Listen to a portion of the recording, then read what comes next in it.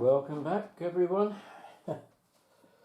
Another visit to what is now the very bare bones of something that did look like a model rail layout once, and hopefully it will do again. But while I'm busy with other things and not able to spend time up here, I said I would do a series of short videos, unboxings and things like that. And over the past 2 or 3 weeks we've seen how I'm getting my rolling stock all combined into one single box to represent the train. I've got the chocolate and cream rake, there's a Pullman rake, and there's a mixed region rake of bullied southern and green coaches, each of which makes their own separate train. But of course we're going back to the 60s, which is basically where my layout is set. And up until that time, if you bought your morning paper, the Sun, the Mirror, the Observer, the Times, Guardian, whatever it was, it would have been produced and printed in Fleet Street, not out somewhere in the sticks in the Isle of Dogs, because they were all underneath the docks at the time. And many of the people that worked there, they would come home on what was known then as the paper train. Because before the days when juggernauts and things were used to take the papers out to the country, all the papers that were produced, usually they're later editions, but sometimes the early editions, they would be bundled up and sent to local distribution centres, like WH Smith's would be one that would then distribute individual batches of papers to the various shops around their area, and these would all be bundled up and put into the paper train, which always consisted of 1, maybe 2 passenger carriages, so that if you were either too drunk to catch the last train, your London show ran over, or you were a worker in the printing industry and what have you, you could get a train home and still be home in time for breakfast. So obviously my layout will have to have a paper train, and these will be the constituents of it.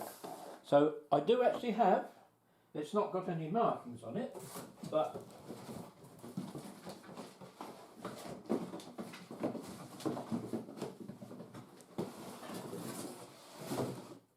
oopsie-daisy, let's get this right.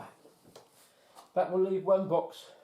I keep saying I'm going to do the goods wagons, and that will be the next one. But this is the last of my plain boxes, and I will be taking a photograph so that I can print my own picture to put on the front. I will be getting 1 or 2 more of these, because I'm going to need 1 or 2 more, and I do find they're very good. You can see they're very well lined to keep moisture and everything out. So let's have a look and see what we've got. Hopefully I think you can see what I'm doing. As you can see, Airfix great model railways. Some of these items are pretty old. This is from the old Great Western design. It's what's called a siphon G. G because it's got a gangway. So you could put goods in here that might need a visit from time to time by one of the train staff. And you might find these in the consist of a paper train. They could carry papers, light goods, all that sort of thing. So you would have one of them. Another one you might have, oh, this is a different fastening. This is an old Lima one, this is. You might have a full brake, because it's not just parcels that these trains carried, not just papers I should say, but also parcels. And you would very often find there is a full brake here, and all besides the guard in this carriage would be perhaps parcels. The papers would be more likely to be in the siphon G.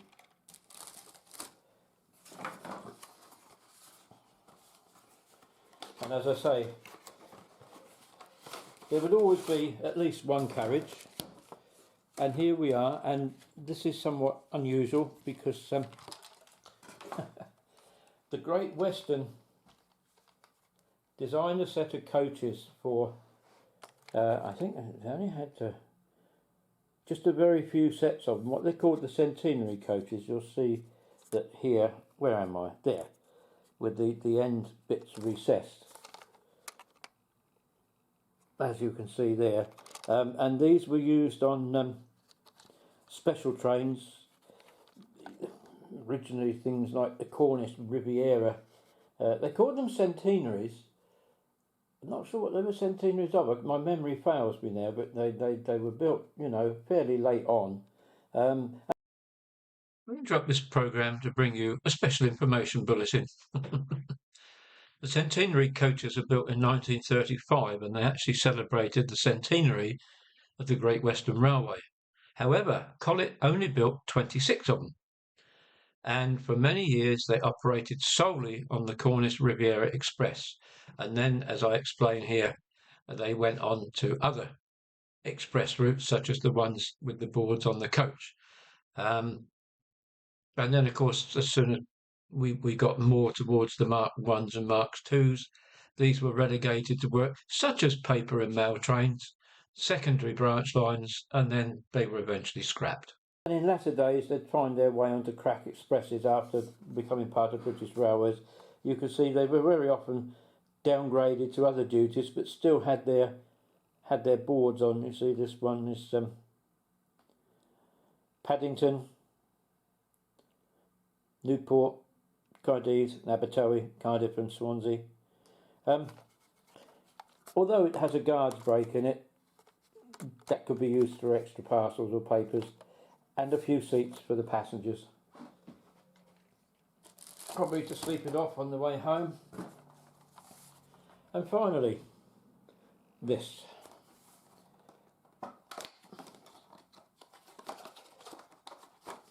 This was another derivative.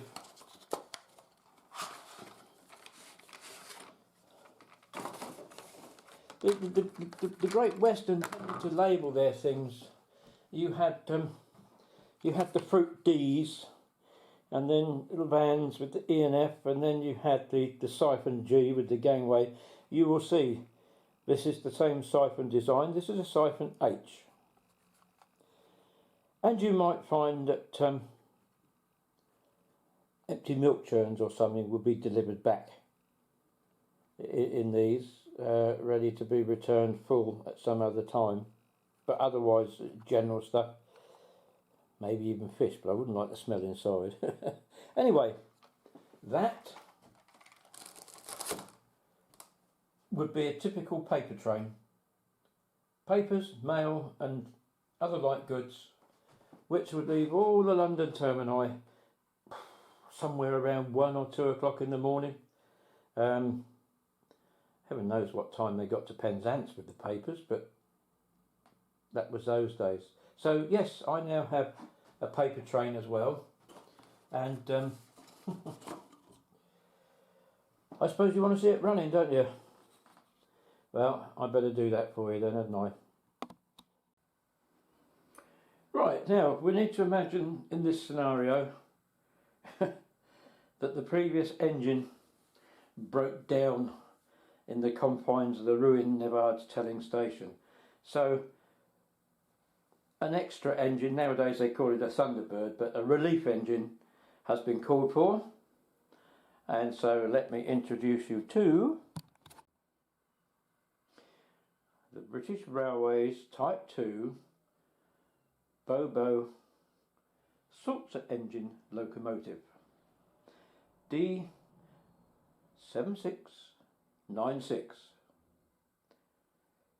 built at Darlington Works. And how do we know it was built at Darlington Works? Because it still has the front gangway doors and it has the little lower yellow warning panel. Later ones were built at the Bay of Peacock Works, and earlier ones were built at Derby, although Darlington did build some of these, but they were to see. This was later to become the Class 25-2 design in TOPS classification, the computerised ones. But the revised design had the larger centre window and no corridor gangway connections. So we know this is one that was built at Darlington. Funnily enough, D7694 is in a rather sorry condition on my railway, the Kettenley Sussex, at the moment. Whether that will ever be restored or not, I don't know, to be honest, but we'll just have to wait and see. The thing about this is, when you turn it upside down, it says Hornby, made in the United Kingdom. And that had to be before 1997, I think it was, when production was transferred to the Far East. So this loco is well over 30 years old. I might very well have to come back and give it a push. The motor is not too good. Some of these I've either had for a long time or I've bought them second hand to give me an example of the class.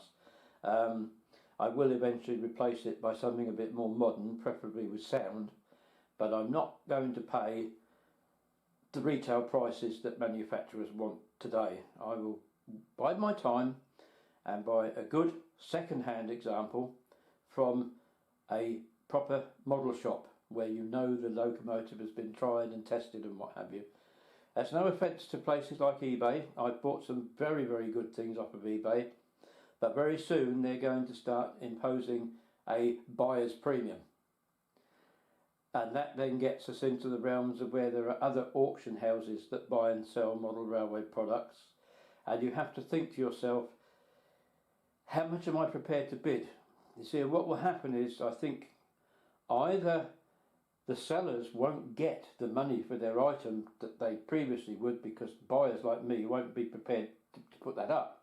We've got to factor in what the buyer's premium will be in order to work out how much we're prepared to pay. You know, that's the thing. Or some of us would probably just stop buying from eBay altogether, because it would be possible, given that sum of money, that you might be able to get the same thing from a reputable model shop for the same price, allowing for the premium, but you know you're going to get a guaranteed product. It could be problematical. We'll just have to wait and see. I'm not going to comment any more than that. I'll probably reserve judgment. But as I say, this class of locomotive was a development of a class of engines with Sulzer engines in them, which started with the Class 24. We had the Class 25, and I think the 26s and 27s still had Sulzer engines. I don't have examples of those because I don't think I need them. They found their way mainly in Scotland, the 25s and 26s, so I don't need them for this particular layout. However, you'll notice I used the word rat in the title of the video. These Class 25s are known as rats. Why? Because it was said you can find them all over Britain, and it's very true. They're very ubiquitous locomotive. They were designed because they found that the Class 24s were limited to 75 mile an hour, and it wasn't quite good enough. These were uprated engines, and their top line speed is 90 mile an hour, and they're classified as what we call Bobo.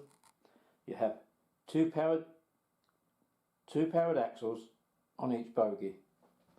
So anyway, let's see if we can get it going, and give you a little bit of a view of the train running round.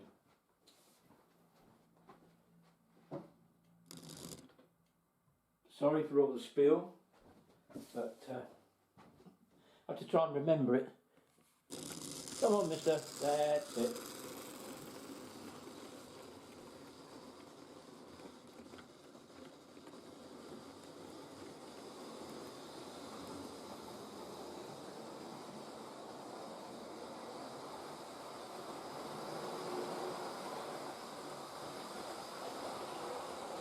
There's no bells and whistles in this one, just 30-year-old technology.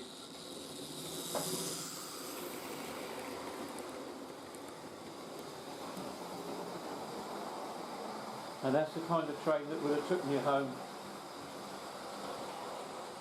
from your work at the papers in London early in the morning.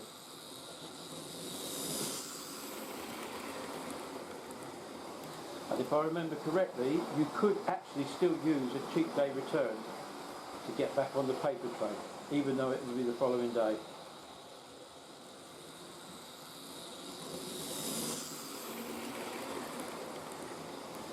Runs well once it gets going.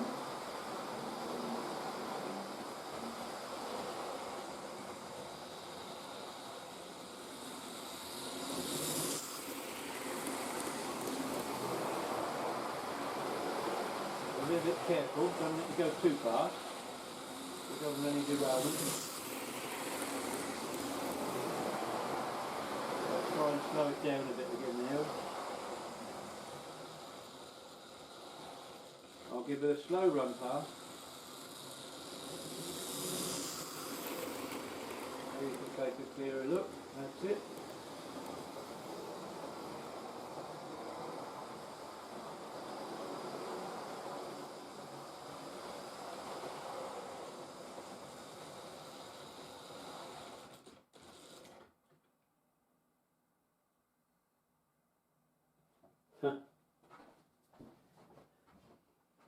It would decide to do that, wouldn't it? I'm going to have to give it one more run round now because I don't think I'm going to be able to get to the controller in time to stop it.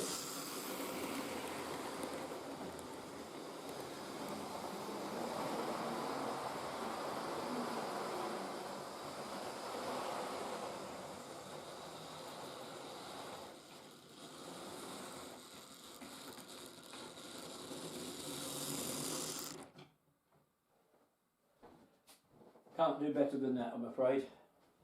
Oh, but the loco is right beside you, and we'll just turn it like that to give you a nice view.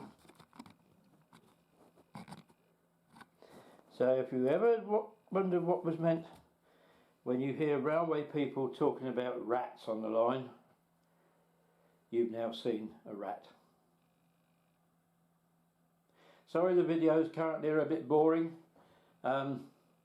But rather than not bring you anything at all and leave a void, I know folk like continuity, so at least I'm bringing you something every fortnight until hopefully after Christmas, when I finish my other editing and projects,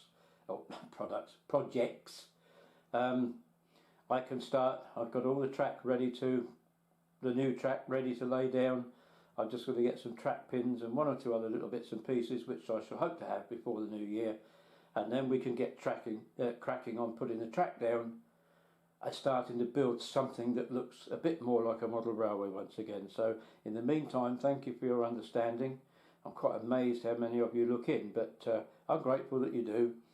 And yeah, this will be the last video before Christmas, won't it? Yes, so I'll take this opportunity to say thank you to all the viewers very much for coming and looking, and for those who subscribe because you've seen these videos. I wish you all genuinely a very happy Christmas, as happy as you can make it given your circumstances, and let's hope for some good fortune for everybody in the new year. Goodbye for now.